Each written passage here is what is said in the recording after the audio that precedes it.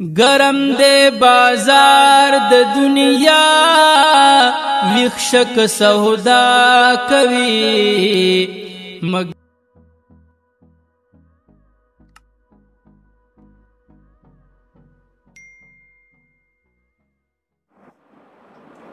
خدا ملګری تاسو کې د خپل د پټو مسله مې ده د دې لپاره سو وظیفه راته وخایې دا مانزه دا درود شریف اللهم صل انك حمید مجید پوری دا هر مانزه پس یو لس پیری وایا او ځان په دموا الله به خکی دا بل سوال د زکات ورکولو په وخت کې به هر کس تویل پکاري او نه بس دا ستاسو د زړه سره تعلق ساتي ځکه کې بس نیت راولي بچ دا زکات ته چاته وایم بعضې سړی داسې وي چې تا هغه له زکات ورکې نو هغه شرمنده کېږي نو دا ول خیر د ښکاره هم بعضې کس له مه ورکوه سپین روبی کسي ظاهر چې کوم دی نو هغه ښه ښکاري مالدار ښکاري خو مالدار نه نو د دې ټکي ویل ضرورت نشته چې دا موږ پښتانه وایي دا د الله په مال کې قبول کړه دا مال ټول د الله دی دا چې کوم تا سره پاتې دی او کوم د زکات کې ورکړه دا ټول د الله مال دی خدای درکړی دی نو دا د دې ضرورت نشته نیت پکاري نیت چې کوم دی هغه د زړه سره تعلق ساتي نو یا د وخت نه پیسې بیلې کېده په بیل جیب کې بس چې چاله ورکې نو هغه پیسې ورکوه به تا نیت کړی په وخت باندې او یا هر چاله چې ورکې په هغه وخت کې نیت کوه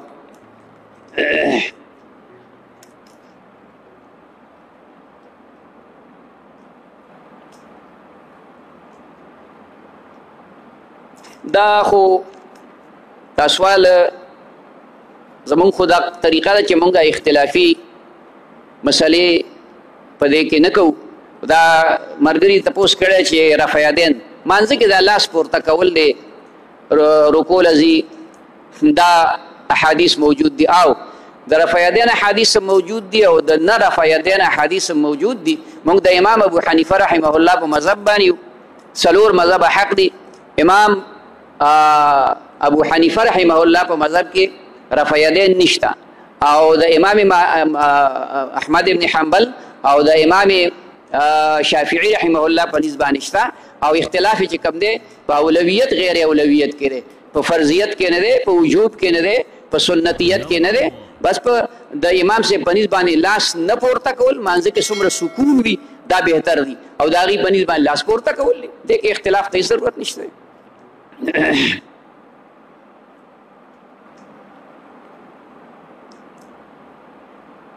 دا سعودي عرب نه ملګري تپوس کړی دی چې لاک ډاون په وجه باندې مونږ په دیره کې یعنی کوم ځای کې چې مونږ اوسېږو هغې کې په جمع مونځ کولی شو او دا سوال بار بار مونږ ویلی دی بلکل په جمع باندې مونځ کولی شي جوماتونه هلته بند دي تالې ورته لګېدلي دي لہذا په خپله دیره کې چې کوم دی نو په جمع باندې مونځ کوئ الله پاک به درله ثواب پوره درکوي دا اقامت کې څه الفاظ پاتې شي نو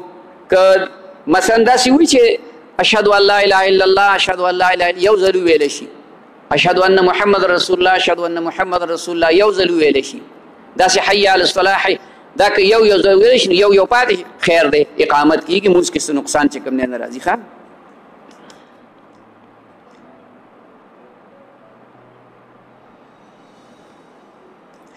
دا وایي چې سعودي عرب کې جماعتونه بند دي د وړوکي اختر مونځ څنګه ده د وړوکي اختر د مانځه دپاره د شرایط دي او هغه په دیره یا په بل ځای کې نه کېږي بس تاسو به د وړوکي اختر مونځ پاتې ممکن ده چې څه انتظام ورله هغې هم کړي څه یو ځای کې جوماتونو کې یا څه کې ورله انتظام هم کړي خو چې امام نه وي خطبه چې کوم دی نو پکې نه وي نو هغه مونځ چې کوم دی نو د اختر تاسو نه شئ کولی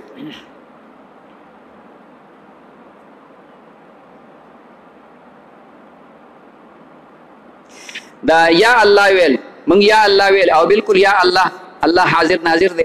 نبی علیہ السلام د روضې په خوا کې درود شریف یا رسول الله او ویلی شي خوا کې چې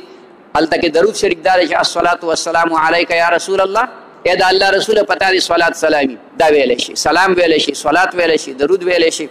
او د روضې نه چې لري بیا یا رسول الله یا الصلاة والسلام علیک یا رسول الله نه دی ویل پکار دا مسله د نبی علیہ السلام حدیث دی چې تاسو درود شریف وایه زما د روضې په خوا کې زه اورم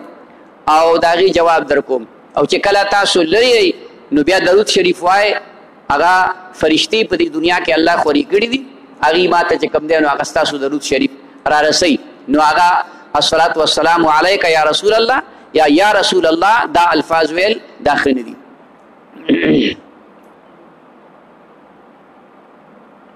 د اخري عشرې دپاره کومه دعا ویل بهتر دي د اخري عشرې دپاره ډېرې دعاګانې خو راغلي دي خو دا اللهم انك عفو تحب العفو فاعف عنا خصوصا د ليله القدر د شپې دپاره راغلی ده دارنګې استغفار راغلی دی او اللهم اجرنا من النار اللهم اجرنا من النار جمع څوک وي او څوک واحد وي اللهم اجرني من النار دواړه ټیک دی اللهم اجرني یو کس اللهم اجرنا ځان سره خوا کې د نور مسلمانانو نیت وکړه اللهم اجرنا من النار دا دعا ډیره وایي او استغفار دارنګې چې کومه دی دغه خاصو شپو کې اللهم انك عفو تحب العفو فاعف عنا حضرت عائشہ رضی الله تعالی عنها نبی علیہ السلام نه تپوس کړو نو چې کدا شپه ماته معلومه شي زه پکې کومه دعا ویم وی دا دعا وایي اللهم انك عفو تحب العفو فاعف عنا خدا ته عفو کوونکې او عفو خوښوي ما ته عفو وکړي خخزه کې د رشتې کولو سو وظیفه یا عمل دا لا حول ولا قوه الا بالله العلی العظیم ختم د هر مقصد د پاره سړی کوي کیږي هغه حاجات په الله پوره کوي 1500 پیری مخکې رسو سلسل پیری درود شریف دا د یو حاجت لپاره هر حاجت لپاره سړی کوي په یو نشست کې یو 40 منټ ټایم پې لګي دا بار کول پکاري الله پاک چې کوم دی نو هغه دعا قبلې کوم مقصد دپاره چې کوي هغه مقصد الله پاک پوره کوي بعضې غټ دغه شته دی هغه بعضې لږ ګراني چې هغه د حاجاتو پوره کېدو دپاره ډېر مشکل حاجتي نو سړی د منزل ختم وکړي منزل ختم دی ته وایي چې قرآن مجید اوه منزله دی د خالي د ورځې نه منزل شروع کړي اول منزل بیا دویم بیا دریم د جمعې په ورځ ختم شي اوه منزله پوره شي بیا د جمعې په ورځ باندې د څلورو رکعاتو نفلو نیت وتړي او په هر رکعت کې د سورت فاتحې نه وروستو 50 پیرې سورت اخلاص ووایي قل هو الله احد او بیا سلام وګرځوي بیا جایز دعا وغواړي دې نه علاوه شاه ولی الله رحمه الله نه یو ختم نقل دی او ما د عبدالحفیظ مکی صاحب نه اورېدلی دی مکه مکرمه کې چې کوم دی عبدالحفیظ مکی صاحب زموږ د پاکستان یو ډېر بهترین عالم دی او ډېر قیمتي انسان دی هغه د حاجتو دپاره د شاه ولی الله رحمه الله په حواله باندې چې کوم دی نو یو مونځ ښودلی و چې څلور رکاته نفل و نیت سړی وتړي په اول رکعت کې د الحمد نه بعد دا دعا ووایي رب انی مسنی الضر وانت ارحم الراحمین رب انی مسنی الضر وانت ارحم الراحمین دا سل پیری وی په اول رکعت کې بیا په دویم رکعت کې د سورت فاتحې نه بعد دا دعا وی وافوض امری الى الله ان الله بصیر بالعباد وافوض امری الى الله ان الله بصیر بالعباد سل پیری دغه اول دعا رب انی مسنی الضر وانت ارحم الراحمین دا دعا سل پیری بیا په دویم رکعت کې وافوض امری الى الله ان الله بصیر بالعباد دا دعا وی سل پیری آیت ته د قرآن مجید بیا چې کوم دی په دویم رکعت کینی بیا چې دریم رکعت تپاسی نو په دریم رکعت کې د فاتحې نه بیا رستو هغه اولنۍ دعا رب انی مسنی الضر وانت ارحم الراحمین هغه سل پیری وی یعنی اول رکعت او دریم رکعت کې هغه دغه یوه دعا وی او بیا چې کوم دی څلورم رکعت کې دا ربي نه دغه بله دعا ولیکم رب انی مغلوب نه دغه نه دا بله دعا مې چې کوم دی ذهن نه چې کوم دی نو دې وخت کې ووتله دغه نه ده دغه خو بیا وروستو ده دا بل دعا ده د وخت زما د ذهن نه ووت دا دغه نه ده هلکه یاسینه تا ته وختي ما دغه نه وکړې دغه نه ده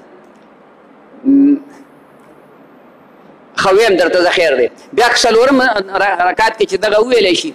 نو بیا سلام به وګرځي التحیات سلام نه بعد چې کومه دی په سجده باندې به پریوځي او په سجده باندې پریوتو نو دغه درود شریف د مانزه درود شریف به ووایي او په دې پسې دا دعا به وایي رب انی مغلوب فانتصر رب انی مغلوب فانتصر په سجده کې به دا سل پیرې ووایي سل پیرې به دا چې کوم دی په سجده کې ووایي نو الله پاک به چې کوم دی د هغې نه بعد دی چې کوم دعا غواړي نو هغه دعا به الله پاک چې کوم دی قبلي دغه دعا بیا به ویم اورېږه دې وخت کې مې بلکل ذهن نه ووتله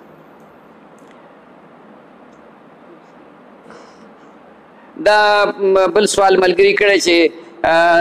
د جانماز باندې چې د کعبې تصویر وي نو هغه په هغې کېناستل ښه نه دي بې ادبي ده د تصویر د کعبې د تصویر هم چې کوم دی نو حسبنا الله ونعم الوکیل نعم المولا ونعم النصير څلورم رکعت کې څلورم درېم کې نه څلورم رکعت بیا یې د سره واورئ په اول رکعت کې د الحمد نه بعد د سوره فاتحې نه بعد رب انی مسنی الضر وانت ارحم الراحمین سل پیرې په دویم رکعت کې د الحمد سوره فاتحې نه وروستو وافوض امري الى الله ان الله بصیر بالعباد سل پیرې په دریم رکعت کې چې دویم رکعت باندې کینی بیا پاسې دریم رکعت ته نو د الحمد نه وروستو سوره فاتحې نه وروستو بیا دغه دعا چې دا اوله کومه دعا ورب انی مسنی الضر وانت ارحم الراحمین دا به سل پیرې ووایي بیا په څلورم رکعت کې د الحمد نه وروستو حسبنا الله ونعم الوکیل نعم المولا ونعم النصير دا به سل پیرې ووایي بیا چې کله سلام وګرځئ التحیاتو باندې کینی سلام وګرځئ او د هغې نه بعد به په سجده باندې پریوځي او د مانزه درود شریف به ووایي د مانزه د اللهم صل علی محمد دا پوره درود شریف دا به ووایي او بیا د هغې نه بعد په دې سجدې په حالت کې رب انی مغلوب فانتصر رب انی مغلوب فانتصر دا به په دې سجده کې سل پیرې ووایي او د هغې نه علاوه چې بیا کومه دعا غواړي هغه دعا دی چې کوم دی نو هم وغواړي که عربۍ کې ورته یاد دی که پښتو کې هغه به ویلی شي انشاءالله الله پاک به هر قسم حاجت چې پوره کوي به د کعبې تصویر په هغې من کېناستل یا په هغې باندې دا اسري وغیره کول بې ادبي ده نه ده پکار ښه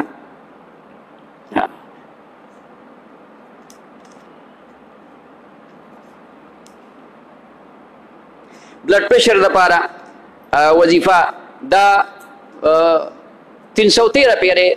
درود شریف 313 پیرې دا درود شریف هر یو چې اللهم صل علی محمد النبی الامی وعلى آله وسلم تسلیما دا هم دی او یو بل درود شریف دی اللهم صل علی محمد بعدد كل داء ودواء وبارك وسلم اللهم صل علی محمد بعدد كل داء ودواء وبارك وسلم دا درود شریف چې کوم دی دا کم از کم 313 پیرې سړی د ورځې وایي الله پاک چې کوم دی ورته صحت نصیب کوي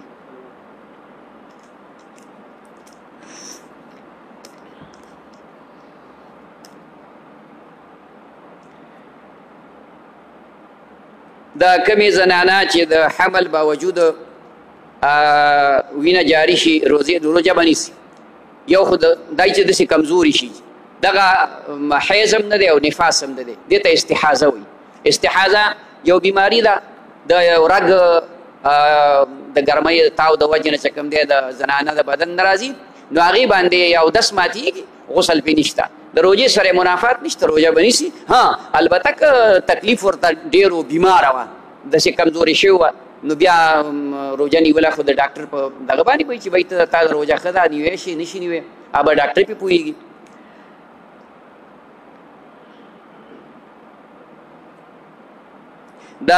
د حمل د ضایع کېدو نه بعد 15 یا 6 ورځې پس وینه ودرېږي او هغه روژه شروع کی بیا وینه راشي نو دا روژې نیوی شي که نه دې څه حکم دی دا د دې حمل نه یا ضایع کېدو یا د حمل پیدا کېدو پوره چې په موده باندې پوره پیدا شي د هغې نه بس چې کومه وینه راځي نو هغې ته نفاس وایي د هغې زیاته موده 40 ورځې دي او د کمې څه اندازه نشته کله هغه 2 ورځو کې 15 ورځو کې 6 ورځو کې هغه وینه بنده شي نو بس دا به غسل وکړي دا به منظم کوي روژه به هم نیسي البته که دا وینه بنده شوه او په سبا یا بله ورځ بیا شروع شوه نو دا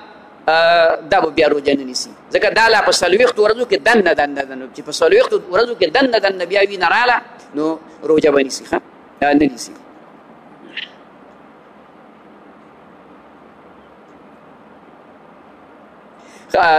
دا همدغه سوال دی تقریبا چې زنانه ته د نفاس په دوران کې د 40 ورځو نه مخکې د خپلې پاکۍ شک وي نو د روژې څه حکم دی شک خو خبره نه ده چې یقین وي او وینه زر بنده شي 15 ورځو کې 10 ورځو کې 8 ورځو کې نو دا باقي به روژې بیا نیسي او د شک باندې خبره نه چې خالص سپینې اوبه راشي مطلب دا چې وینه نه خړوالی هم نه سوروالی هم نه نو هغه روژه به نه نیسي او چې کله سپینې اوبه راشي صفایي راشي نو بیا به روژه چې کوم دی نیسي بعضې خلک زنانه د حیض د بندېدو لپاره ګولۍ استعمالوي د دې وجه نه چې دا قضا وروستو راته مشکله ګرانه دې متعلق دا اول خو ګولۍ استعمالول په کار نه دي ځکه چې دا بدن ته نقصان ورکوي دا کومه وینه چې الله پاک د زنانه د رحم نه جاری کوي نو دا نقصاني وینه ده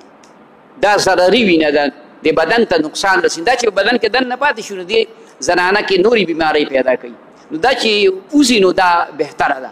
او دا سوچ د سړی نه کوي او زنانه دې دا سوچ نه کوي ځکه په ټول کال کې 4-5 ورځې یا 6 ورځې یا 7 ورځې زموږ د دې وطن عادت د زنانو داسې دی نو دغه روژې و پکې قضا راشي ټیک ده خو دونه قدرې خبره چې وروستو خدای پاک تعالی په دې باندې هغه وروستو چې قضا راوړي هغه ثواب درکوي ها خو بیا هم که یو زنانه ګولۍ وخوړې وینه نه راتله نو د حیض راتلو سره چې کوم دی روژه نشي کېدی اوس حیض نشته دې بند کړی دی ښه خو یې نه دي کړي او روژه به نیسي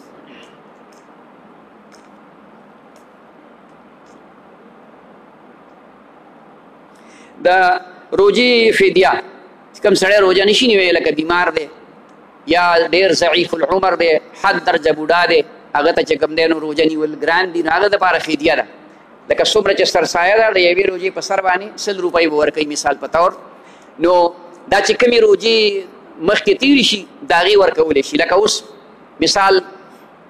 د ننه پورې مخکې د اول روژې نه واله دا ورکولی شي دا وروستو روژې لا ده نیولي نه دي نو چې نیولي نه دي د هغې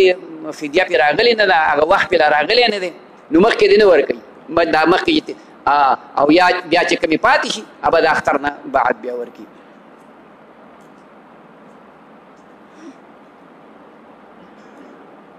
سر درد لپاره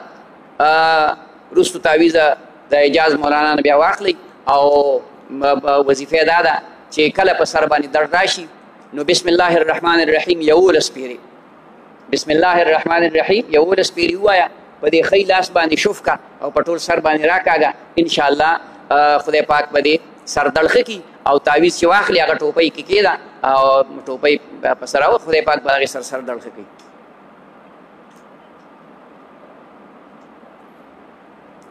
دا یو سړي باندې زما قرض دی دا ورته په سرسایه کې حسابولی شم داسې به یې نه حسابې په دې زکات او صدقه فطر په دې کې قبض شرط دی قبض دې ته وایي چې زه تاله پیسې در کوم په زکات کې 100 روپۍ 1000 روپۍ نو دا به تاله درکړم دا به ته واخلې دا تا قبض کړې ته مالک شوې ته به داسې وکړې چې دا سرسایه دا پیسې به راوالي دا به هغه له ورکړي په سرسایه کې هغه ته به اوس واپس په قرض کې راکړه یا هغه ته ووایه چې هلکه چا نه پیسې راواله مال راکړه په قرض کې بیا یې ولې واپس چې کوم دی نو په سرسایه کې ورکړه نو ستا به غاړه خلاصه شي د هغه به چې کوم د قرض نه غاړه خلاصه شي معمولي غوندې دغه دی خو د شریعت په خبرو کې حکمت وي په هغې عمل کول پکار دي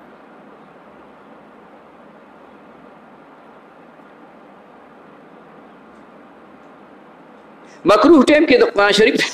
د قرآن شریف د تلاوت دپاره مکروه ټیم نشته هر ټیم کولی شي هر ټیم بس یو دس دی قرآن شریف راوالی نو هر د شپې د ورځې مکروه ټیم کې غیر مکروه ټیم کې هر څه کې کولی شي دا څه ممانعت پکې نشته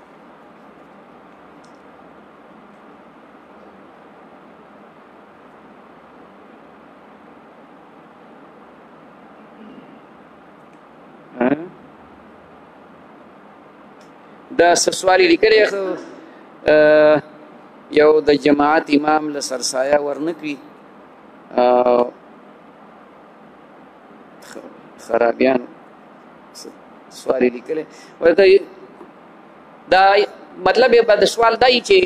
د جماعت امام له سرسایه سړی ورکوي که نه ورکوي ورده کړي ورله ډېره ښه خبره ده هغه غریب دی محتاجه دی اوس که مالداري نو هغه له بیا ورکول نه وي په کار او چې غریب دی نو سرسایه له ورکول په کار دی ځکه چې هغه د نورو خلکو نه زیات حقدار دی غریب هم دی خبره باندې پوه شوې نو ورکولی شي ولخه او که چا له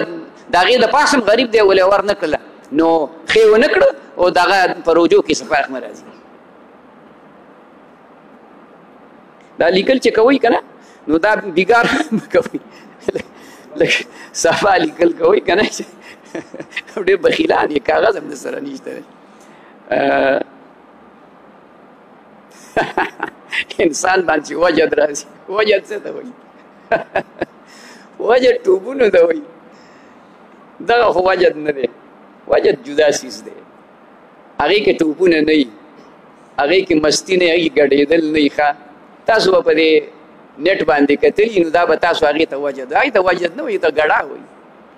او تاویږي ګیر چاپېره او ګډېږي دا وجد نه دی دا خو چې کوم شیطان یو وسوسه ده دا استدراج دې ته ویلی کېږي دا مسمریزم غوندې دی چاته څه غلطه توجه وکړي وجد چې وي هغه دا وي چې سړی د دې دنیا نه بېخبره وي د دنیا نه بېخبره وي د ده لینک د ده چې کوم دی کنیکشن د الله سره د بیت الله سره د روضه اقدس سره لګېدلی هغه ټوپونه نه وایي هغه چغې نه وایي هغه په قلار ناست وي و هغه د دنیا نه بېخبره وي هغه جدا سیز دی هغه وجه ده هغه راتلی شي و هغه لوی محنت او خواري غواړي ښه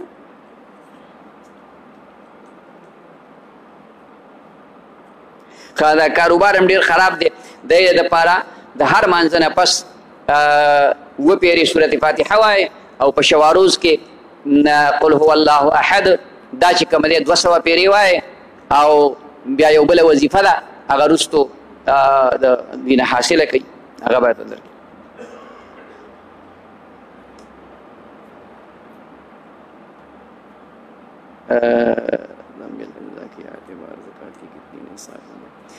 دا د زم د اجزاو د نصاب د قیمت چې کوم دی دې وخت کې 57,750 روپۍ جوړیږي دا خالص د چاندی نو چې د سړي سره چې کوم دی نو لږه سونی او د هغه سره نقدې پیسې هم چې کوم دی 200-500 روپۍ وي ډېرې کمې نو دا به بیا یو ځای کولی شي سونه به قیمت کی او دغه نقدې پیسې به ورسره یو ځای کي نو که د هغې قیمت 57,000 یا 58,000 روپو ته ورسېده نو دی به د هغې نه صدقه فطر چې کوم دی نو ورکوي ښه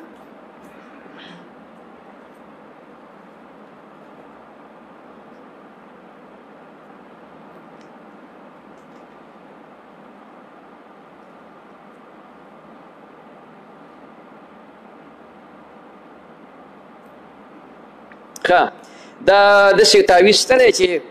یو سړي باندې وکړي او هغه د نیکۍ نه منې شي او غلط کارونه کوي یو سړی وایي زما پلار زما زوی باندې خلک تعویضونه کوي هغه د مونځ نه منې کوي د قرآن نه منې کوي د ذکر نه نیک عمل نه منې کوي او په غلطو کار دا سحر جادو کېدی شي دا تعویض نه شي کېدی سحر جادو کېدی شي سحر کفر دی او کوم چې ادنا مرتبه ده نو هغه هم ګناه کبیره ده اعلی مرتبه د سحر هغه کفر دی نو دا سحر کېدی شي او تعویض دې ته ویل نه دي په کار تعویض باندې داسې کار نه کېږي او هغې باندې ضروري نه دی چې په هغې دې وشي آیت الکرسي او اخري صورتونه سوره فاتحه دا ډېره وایه الله پاک به هم د سحر جادونه منې کوي او څوک چې په نیک عمل نه کوي هغه په تبلیغ کې ولېږئ هغه بیا په خپله باندې نیک شي ښه به شي انشاءالله ماحول ورله بدل کوي په دې ماحول کې چې نو دا ګناه ماحولونه دي نو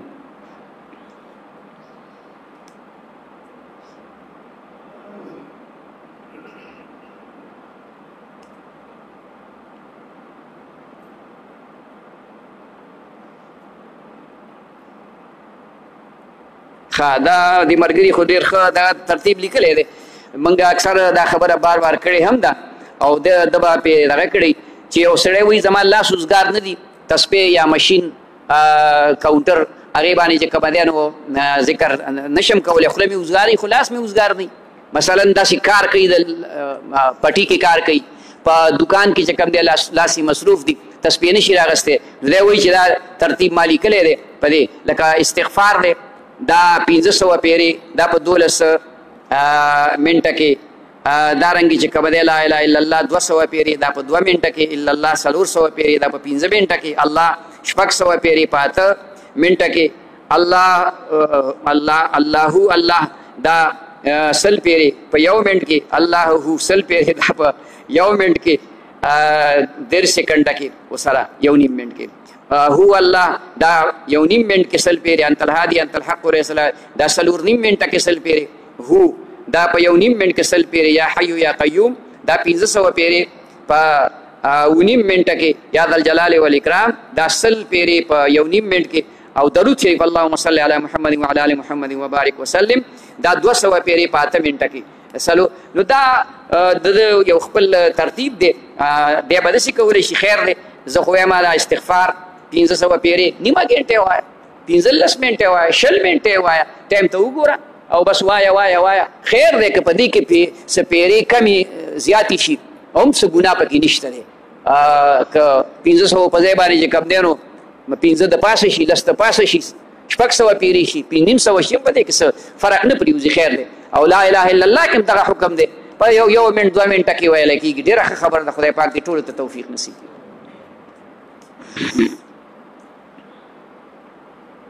زنانه که په 2 رکعاتو په ځای 4 رکعات تراویح کوي کولی شي جایز دي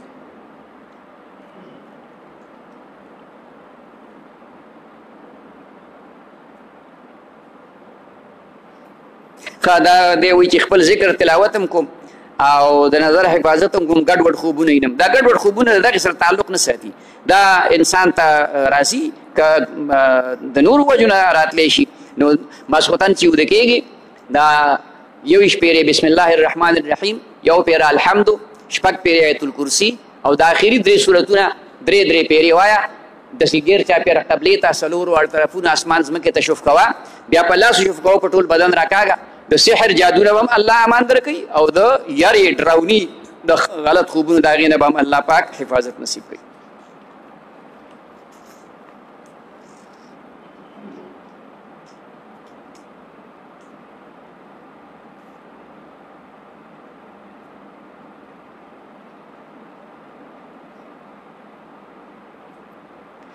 دا یو سړی دی چې ابتدا کې اوله ورځ باندې دیر ته تللی و بیا واپس راغی هلته کې روژه نه وه او چې کلي ته راغی نو دلته روژه ډوډۍ وخوړله ګناه یې وکړه سخت جرم یې وکړه ځکه چې مسله دا ده چې یو ځای ته خبر نه رسېدلی د رمضان او دی هلته یې روژه نه نیولي خو چې کوم ځای ته راشي هلته یې روژه وي نو دی به روژه کوي نبی علیه السلام په زمانه کې دقسې یو صحابي راغی د بل ځای نه ماسپښینو صحابه نبی علیه السلام ته وایي چې د مونږ خو روژه ده مونږ روژه میاشت لیدلې وه نو هغې ورته نبی علیه السلام صحابو ته وایي چې باقي ورځ خوراک مه کوئ دغه روژه کېږي نه خو د رمضان احترام دی نو د احترام د وجې نه به سړی خوراک نه کوي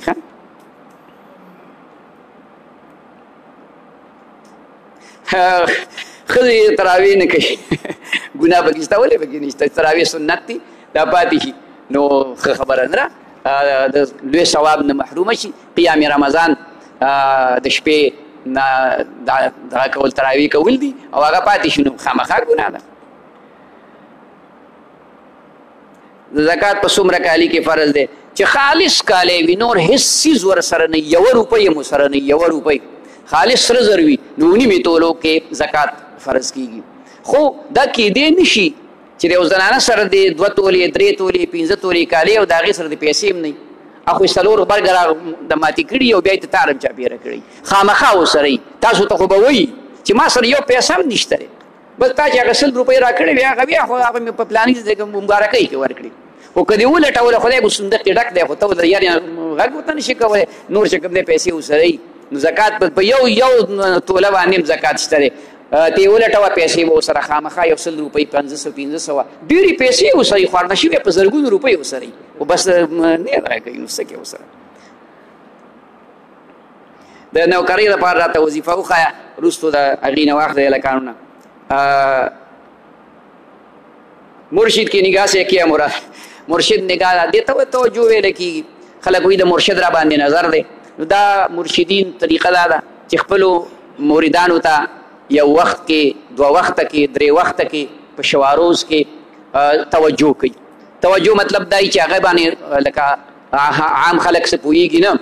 او لکه دی د خپل مریدان په خپل ذهن کې راولي او هغې ته خیر رسولو یا د هغې دپاره دعا کوي دغه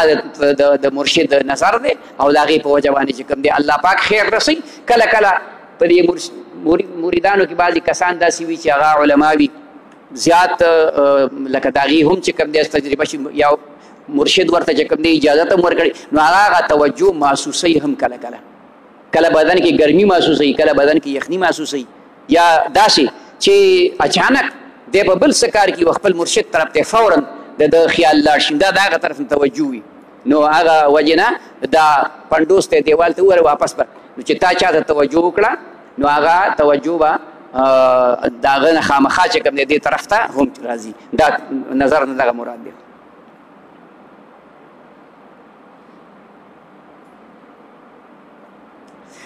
دا حدیث نه ثابت ته چې کوم کال باندې حج ونشي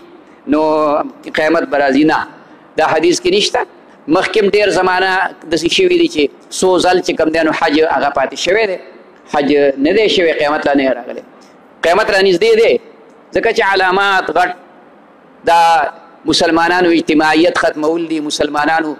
دینی اقدارو ته نقصان رسول دي جماعتونه مدرسې خانقاهونه مرکزونه د دې ورانول دا ورانول دې ته نه وي چې پسې تذکوره راواله بیلچه پسې راواله او دغه د بم ورته کېده ورانول یې دا دي چې تاسو تبلیغیانو نه بار دا خبره نه اورئ چې جومات په اعمالو باندې آباد کړي دا ظاهر آبادي خدای خو دا هر چاله توفیق ورکړي چې د سنگ مرمرو نه جوړ کړي خو اصل آبادي چې کوم دی جومات هغه په اعمالو دا دی کې د مونځ کېږي دی کې د ذکر کېږي دی کې د تلاوت کېږي دی کې د تبلیغ احکام کېږي دې ته چې کوم دی نو آبادي ویلې کېږي نو هغه اعمال په جوماتونو کې د قیامت علامې دي چې هر څه ګډوډ شوي دي الله دې رحم وکړي دا قیامت دا علامات دي د صلات تسبیح مانځه طریقه دا خو واضحه اسانه طریقه ده 4 رکعات دي په هر رکعت کې 2 مقاماتو کې سبحان الله والحمد لله ولا اله الا الله والله اکبر دا ویل دي اول چې نیت وتړې سبحانه ووې نو د هغې نه بعد به 15 پیرې ووې 15 بیا چې الحمد قل هو دي ووې هغې پسې به 10 پیرې ووې بیا په رکو کې به 10 پیرې ووې بیا رکو نه پاسې دی دی ته قومه وي په دې کې به 10 پیرې ووې او بیا سجده کې به 10 پیرې بیا د 2 سجدو منځ کې 10 پیرې کېناستې بیا په 2مه سجده کې دا 2 مقامات شو نو 2م رکعت به بیا د دقې نه شروع شي خو په دې رکوع سجده کې چې خپل کوم تسبیح دی ابا اول وې سبحان ربي العظیم سبحان ربي الاعلى دقه چې کوم دی نو ربنا لك الحمد دا به وې بیا به تسبیح چې کوم دی نو پسې وې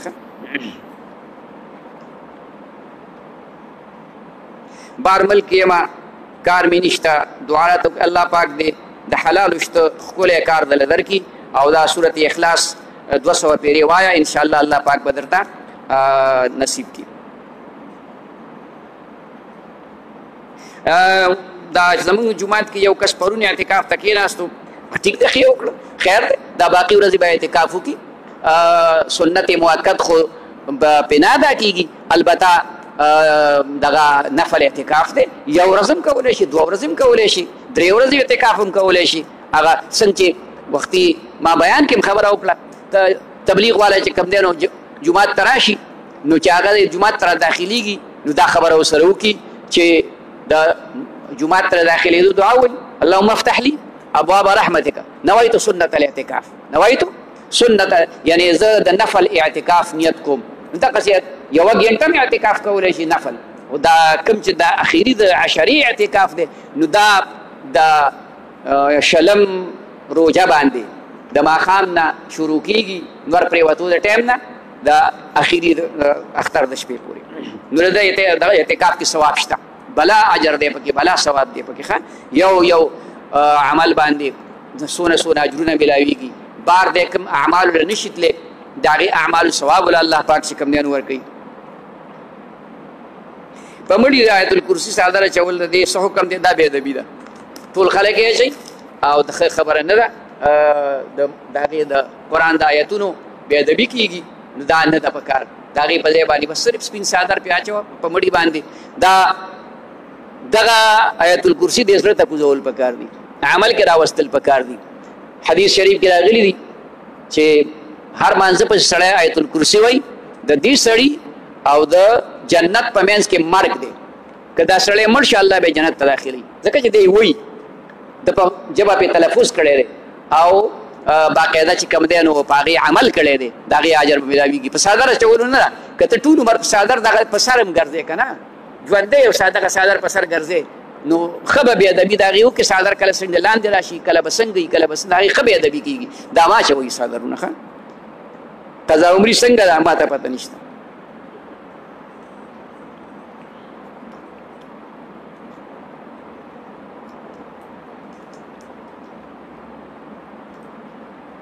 یو سړی مریض روژه نشي نیوی او د خلکو مخکې سیګرټ څکي،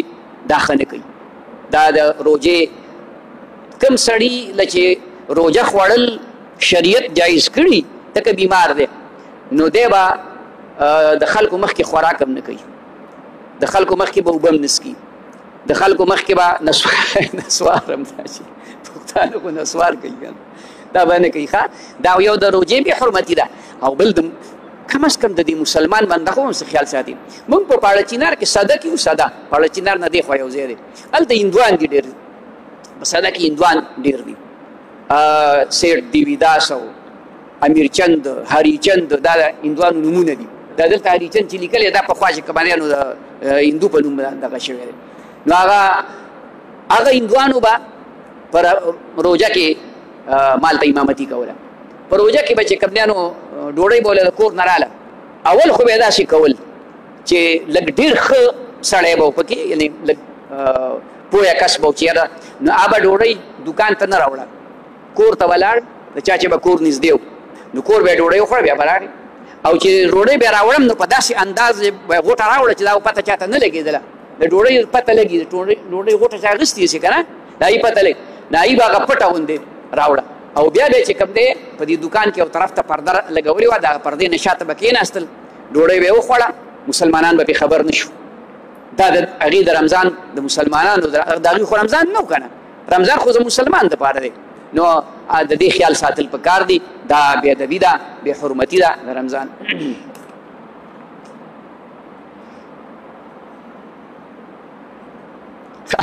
پیري موري دي دا تصوف دې ته ویلی کېږي. دا خو څه نوې خبره نه ده. د رسول الله صلی الله علیه وسلم نه مونږ ته په دې زما بیانات شته دی، نیټ باندې به موجود دي. په دې باندې ما ښه تفصیلي بیان هم کړی دی، 2-3 موقعو کې مې کړی دی چې د نبي علیه السلام د طرف نه مونږ ته ډېر علمونه رانقل دي، خو یو 2 غټ علمونه دي. یو ته دا ظاهري علوم ویلی کېږي، دا قرآن، حدیث، منځ، روژه، حج، زکات، د دې مسلې چې کومې دي دا په حدیثو کې قرآن کې اجمال دی، مختصر دی، حدیثو کې د هغې وضاحت دی، او بیا زموږ ائمه مجتهدینو د هغې نور وضاحت چې کوم دی د فقې په کتابونو کې کړی دی. او دویم علوم چې کوم دی موږ ته رانقل شوي دي هغې ته علم باطني ویلی کېږي، چې هغې لا بیا په دې زمانه کې د تصوف او د طریقت نوم علما ورکړی دی لکه څنګه چې د نبي علیه السلام په زمانه کې د حدیثو کتاب نه و د حدیثو کتاب نه و بخاري شریف نه و مسلم شریف نه و ترمذي شریف نه و د نبي علیه السلام حدیث صحابو ته یاد او بعضې صحابو ځان سره په څه باندې لیکلي هم خو کتاب یې نه و نو چې څنګه دغه کتاب راغی او هغې ته اوس چې کوم صحیح بخاري وایي هغې ته موطا امام مالک وایي هغې ته موطا امام محمد وایي مختلف کتابونه د احادیثو بلا دا نومونه د نبی علیه السلام زمانه کې نه وو وروستو له خلکو دقه رنګې بیا د فقې مسلې رالې بیا د فقې نه علاوه زموږ په دې مدرسو کې 14 قسمه علوم فنون ورته موږ وایو دا پړاویږي هغې کې نحو ده صرف دی اصول دي فقه ده معانی دي فلسفه ده منطق دی دا علوم پړاویږي دا د نبی علیه السلام زمانه کې نه وو دا وروستو چې کوم دی نو بیا خلکو جوړ کړي دي او د قرآن د زده کړې دپاره د حدیثو د زده کړې دپاره دقه رنګې دا تصوف دا ټکې د نبي اسلام په زمانه کې نه و طریقت دا ټکې نه خو د طریقت او د تصوف دا مسلې دا په دې حدیثو کې راغلي دي هلکه دا ذکر به دونه پېرېږي یار که بل ځای مو اورېدلي که نه اورېدلي نو فضایل اعمال کې خو مو اورېدلي که نه فضایل اعمال تعلیم په هر جومات کې شکر دی الحمدلله کېږي او تبلیغیان ګرځي نو هغې دغه فضایل بیانوي هلکه 100 پېرې چا لا اله الا الله وي دا چل به وشي شته که نشته خیال کې مراله استغفار حدیث شریف کې راغلي نبی علیه الصلاة والسلام به کم از کم د ورځې 100 پېرې استغفار وي کم از کم صحابو ته ویلي دي او یو ځل نبی علیه الصلاة والسلام د حضرت زینب خوا ته راغی رضی الله تعالی عنها هغه لګیا وه اډوکي ورسره د خرماڼو هغې وی دا څه دپاره دي 4,000 اډوکي وی دې باندې ذکر کوم نو په دې تصوف کې خو اولنۍ خبره د ذکر ده که نه بیا وروستو نورې خبرې ورسره د ذکر سره ورو ورو سوا کېږي هلکه دونه به نفل کې او دونه به چې کوم دی تلاوت کې او دونه به دا کې او دونه به دا کې خیال کې مراله نو نبي علیه الصلاة والسلام ورته وایي زه تا ته د دې نه بهتر ونه ښیم مطلب دا منع نه کړله چې ګنې دا مه کوه که دا منع وی نبي علیه السلام ورته وایي چې دا شمار دی پکې د کوم ځای نه راوستی دله 4,000 اډوکي دي پیدا کړي ښه بل روایت کې راغلي چې صحابي د تار له غوټې ورکړې وي لکه څنګه د تسبو کې دانې دي که نه هغې تار له غوټې ورکړې وي نو هغه به یې داسې یو تار یو غوټه به یې داسې کوله او استغفار یا درود شریف یا لا اله الا الله دا به وي حدیث شریف کې راغلي یو سړی د جمعې په ورځ باندې 100 پېرې یو روایت داسې دی یو 200 راغلي درود شریف وایي د نبی علیه السلام شفاعت له واجب شي نو په دې طریقت کې او په دې تصوف کې خو همدغه خبرې نور څه پکې نشته دی او دا علوم د حضرت علی کرم الله وجهه د حضرت ابو بکر صدیق رضی الله تعالی عنه د حضرت سلمان فارسی رضی الله تعالی عنه په واسطه باندې مونږ ته را نقل شوي دي او بیا وروستو هغه ترتیب ورله علما ورکړی دی د اسانتیا دپاره لکه څنګه چې ما تاسو ته د هغې مثال پیش کړو چې مدرسو کې دا او مدرسې په ځای پرېږده د مدرسو نه عام خلک نه خبر هغې نه طلبا علما خبري دا د تبلیغ دا سلسله چې کومه ده درې هلکه سي روزه ده او 10 ده او 4 میاشتې دي او 40 ده او 9 میاشتې دي دا د نبي اسلام زمانه کې نه و خو تبلیغ و څنګه تبلیغ و تبلیغ بل ته د الله خبره رسول بل ته د رسول الله خبره رسول دا و د دې خو دا ترتیب نه و چې سي روزه به لګي اوس ته به څه وایي چې سي روزه دا خو نه دا د علماو د بزرګانو په قبرونو باندې د الله پاک کروڑها رحمتونه نازل کی چې هغوی زمونږ د کمزورۍ ته وکتل چې دا خلک د صحابو په شان قرباني نشي کولی چې یو صحابي لاړ او 40 کاله پس کور ته راغی موږ کیسو کې وایو 40 کاله پس کور ته راغی او 40 کاله بعد هغه وخت سعد ابن ابي وقاص د حج په موقع باندې روان شو او دا هغه قبر اوس هم په سینکیانګ صوبه کې په چین کې موجود دی دارنګې چې کوم دی ابو ایوب انصاري د قسطنطنیه په غزا کې استنبول چې ورته ویلی کېږي اوس د قسطنطنیه په غزا کې تللی اوس هم قبر هلته کې چې کوم دی نو موجود دی او لا پکې دا مزه هم ده چې هلته باران کله نه کېږي خلک راشي د ابو ایوب انصاري د قبر په خوا کې دعا د الله نه وغواړي خدای پې باران وکړي خیال کې مراله نو دا د تصوف دا طریقې د تبلیغ دا طریقې دا جوړې شوي وروستو دي خو بنیاد یې هلته موجود دی د درس دا طریقې قرآن به نبي علیه السلام خلکو ته وی که نه بیا وي یتلو علیهم آیات ویعلمهم الکتاب والحکمة ویزکیهم. د قرآن تلاوت، د قرآن معانی ترجمه دا نبی علیہ الصلوۃ والسلام صحابه ته کوله، تفسیر ورته کو، دغه درس اوس د مدرسو شکل اختیار کړی او صحابه به لېږل جماعتونه په خپل نبی علیہ السلام ته د دعوت لپاره، اوس د تبلیغ او د دعوت هغه بیل شکل اختیار کړی، هیڅ فرق پکې نشته. نو دغه رنګ تصوف هم دی، د دې ترتیب چې کوم دی دغه دا ډېر تفصیلي خبر ده په دې وخت کې هغه ټولې خبرې پکې زه نشم کولی. اپنے شجر مبارک سلسلہ کے بارے میں دغه کې لیکلي د دې باره کې ما ته خو ډېر سلسلو کې اجازتونه مختلفو کې راغلي دي. نقشبندیه کې الحمدلله د دوو دریو علماونه ما ته اجازت ملاو شوی دی او قادریه کې د دوو دریو بزرګانو نه ملاو شوی دی. دارنګه چې کوم دی چشتیه کې، سروردیه کې، ټول څلور واړو سلسلو کې بیا په دې چشتیه کې دوه دي،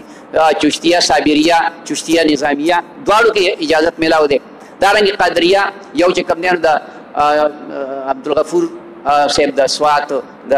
سیدو بابا دغه سلسله چې کوم دی نو هغه موږ ته رارسېدلې ده. یو چې کوم دی نو دا زموږ د خپل حضرت صاحب چې کوم دی سلسله ده د هغې د حاجي عبداللطیف صاحب نه د هغې نه سلسله راغلي او د ابتدا نه لیکلي دي. د رسول الله مبارک نه واخله دا سلسله باقاعده دلته په هغه ځای کې هم لیکلي دي. دلته چې کوم دی نو موږ چې چا دا کاپي ورکوو په هغې کې هم سلسله په اخر کې چې کوم دی ټوله سلسله لیکلې ده او الحمدلله موږ ته په مختلفو طریقو باندې د هغې اجازت ملاو دی او هغه طریقې موږ استعمالوو او چلوي. ښه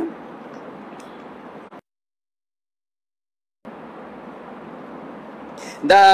زیات خلک وایي چې د پېشمني او د افطار په اوقاتو کې چې د خپلې جومات د امام سره روژه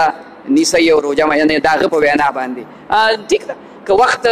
هغه په صحیح ټایم باندې اذان کوي نو صحیح خبره ده، خو د ګنټې خیال ساتل پکار دي. یو عالم هم داسې به نه وي چې هغه به د وخت نه مخکې اذان کوي او د وخت نه مخکې به چې کوم دی نو هغه روژه ماتي، دا خو کیدی نه شي. البته د ګنټې خیال ساتل پکار دي. ګنټه چې کوم دی نو دا زما په خیال په دې موبایلو کې چې کوم ټایم وي دا سټنډرډ ټایم وي، معیاري وخت چې کوم د پاکستان دی په هغې باندې ګورې یوه نقشه شته دی، بس نقشې ته ګوري که ستا امام د 15 منټه وروستو اذان کوي نو کوي دي خیر دی، ته خوشي تا ته اجازت دی روژه چې کوم دی نو ماتولی شي.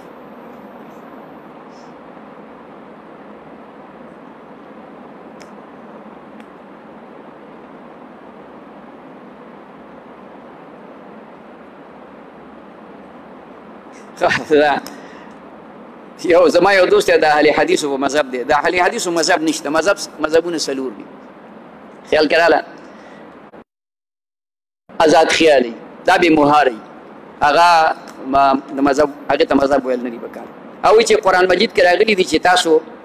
قرآن په مانځه کې لوستی کېږي خاموش اوسئ او بالکل اذا قرئ القرآن فاستمعوا له وانصتوا لعلکم ترحمون. موږ دا وایو، دا دلیل په حقیقت کې زمونږ دی. دا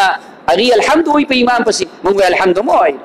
هغې کې یو دا ده چې اذا قرئ القرآن کله قرآن لوستی کېږي خاموش اوسېږئ. دویمه خبره دا ده چې د چا امام حدیث شریف دی، د ترمذي شریف، ابو داود شریف حدیث دی چې د چا امام وي نو د امام قرات هغه د ده لپاره قرات دی، به دی به خاموش په امام پسې ولاړي. او وایي ستاسو مولیان وایي چې رکعت په منځ کې چې کوم دی نو سړی داخل شي مانځه کې نو نیت او ثنا به نه به وایي. نیت خو د زړه اراده ده، نو چې ته مانځه کې داخلېږي نو نیت به کې که نه به کې. دا دې ته نیت نه وایي چې نیت مې وکړو اخلاص او 3 رکعته او 15 رکعته او 6 رکعته مونځ کوم، نه دغه زموږ د پښتنو طریقې دي. نیت اراده قلبي. ته چې د جومات ته د مازدیګر ټایم کې راشي او دلته جمع ولاړئ نو ته چې الله اکبر وایې نو ستا په دې وخت کې څه خیال چې زه څه وخت مونځ کوم او څو رکعته کوم. په دې زړه کې دی چې د مازدیګر مونځ کوم او 4 رکعته کوم، که نه د ماښام مونځ کوم او 15 رکعته کوم. نه، دغه نیت دی. نو دا نیت په الفاظو او پاتې ثنا نو دا مسله ده چې کله سړی مانځه ته راغی او امام قرائت شروع کړی دی، امام قرائت شروع کړی دی نو دی به ثنا نه وایي. دی چې بیا کوم رکعت د ده نه شوی دی شوله او چې یا که رکعت ته شوی دی نو بیا چې کله دی کوم رکعت ته پاسېد هغه به د ثنا نه شروع کړي. دا یې د ځانه خبره کړې ده، غلط یې ویلې.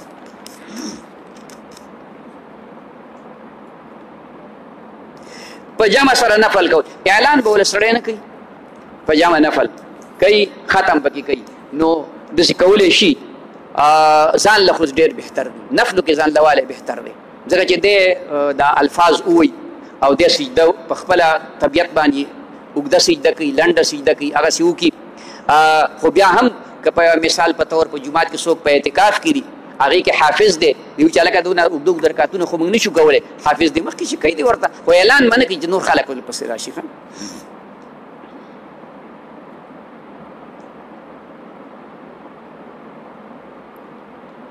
دا جبه من خلي د دې رب اشرح لي صدري ويسر لي امري واحلل عقدة من لساني يفقهوا قولي دا هر مانځه پسې 3 5 و 11 پیرو پورې څونه ویلی شي 3 پیرې کم از کم رب اشرح لي صدري ويسر لي امري واحلل عقدة من لساني يفقهوا قولي ان شاء الله خدای پاک با په دې باندې جبه کولاو کی نارینه اولاد د پاره وظیفه رستو به دې لکانونه والی تعویل بم در کی وظیفه هم در کی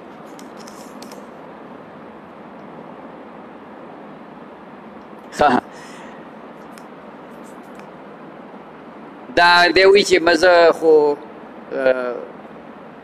غیر دینی کارونه نه کوم بیا په ذهن دا بېچیني او بېچیني انسان کمزوری دی راځي هغې دپاره ذکر ډېر کوه خصوصا درود شریف ډېر وایه درود شریف کم از کم 313 پیرې هر درود شریف چې انشاءالله خدای پاک به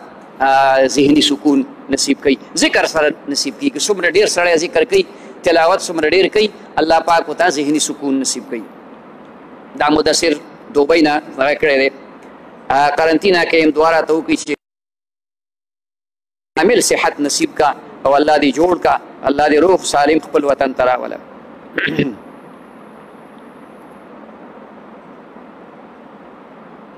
دا فیسبوک کمنټ کې ډېرو ملګرو د دعاګانو درخواست کړی دی الله پاک دې د هغې ټول حاجات پوره کړي الله دې د هر قسم آفاتو بلیاتو مصائب و تکالیفونه په امان کې وساتي نو دغه خبره دا سوال جواب دغه درود شریف وایه اللهم صل علی محمد وعلى ال محمد وآله وسلم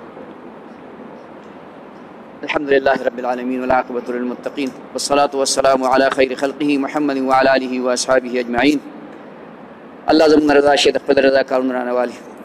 مصیبتونو تکلیفونو په امان کې الله څومره مرګري دلته راغلي هر قدم یې په تله نیکۍ کې واچ په هر قدم یې ګناه معاف کړي درجات عالیه نصیب کړي الہ العالمین موږ کې څه خیر دوی له ورکړي دوی کې څه خیر الله موږ ته راکړي موږ کې څه شر الله دوی ته محفوظ کړي دوی کې څه شر الله موږ ته محفوظ کړي الله زموږ د یو بل سره مینا محبت د خپل رضا لپاره وګرځي الہ العالمین دلته کتاب جمعات کې د نیک عمل د پاره راجمع کړي او کریم ربا دغه سیمونګه د عرش د سوري لاندې راجمع کړي خدای د نبی علیہ السلام د جنډې لواء الحمد لاندې مراجمه کړي الہ العالمین جنت الفردوس کې مراجمه کړي الہ العالمین څومره مسافر دي په منور وطنونو کې که د هغې څومره حاجات دي خدای ته د خپلو غیب و خزانو نه پوره کړي د دغې مسافرو څوک چې بیماران دي الله ته صحت کامله عاجله نصیب کړي الہ العالمین د هر قسم آفات و بلیاتو نه حفاظت نصیب کړي خدای په خپل وطن کې د ټولو مسافرو د رزق او د روزۍ بندوبست وکړي خدای هغې له اسباب مهیا کړي ټولو مسلمانانو دپاره دعا وکړي موږ ټول عاجزان یو محتاج یو الله زموږ رضا شي د دنیا د آخر خیر هم نصیب کړي اسباب راله مهیا کړي د جومات دپاره د مدرسې دپاره دعا وکړي الہ العالمین جومات کې کومه نیمګړتیا ده الله پاک دا پوره کړي دې دپاره الله وسایل او اسباب مهیا کړي دغې مدرسې تعمیر دپاره الله اسباب او وسایل مهیا کړي الله پاک زموږ نه رضا شي د دنیا د آخر خوشحالۍ زموږ د ټولو نصیب کړي الہ العالمین